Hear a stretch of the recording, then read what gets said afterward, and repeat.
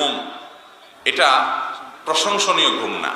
অসুস্থ মানুষ রাতভর কোনো কারণে কাজ করতে হয়েছে, তিনি ঘুমাবেন ভিন্ন কথা, কিন্তু আমরা বেশিরভাগ মানুষ এখন অভ্যস্ত হলাম যে সকালের ঘুম তো যাইতেই হবে, ঠিক না ভাই? ঠিক।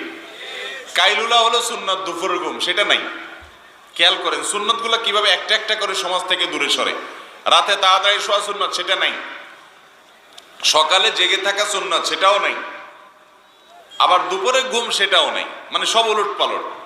দুপুরে ঘুমানো সুন্নত, তখন আমরা ধুমসে কাজ করি, আর সকালে জেগে থাকা সুন্নত, তখন আমরা ধুমসে ঘুমাই। সন্ধ্যায় তাড়াতাড়ি ঘুমাইতে হবে, তখন আমরা জেগে থাকি।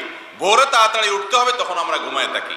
পুরো লাইফস্টাইলটাকে শয়তান এমন ভাবে করেছে যে কোনোভাবে যেন জান্নাতে আমরা যেতে না পারি।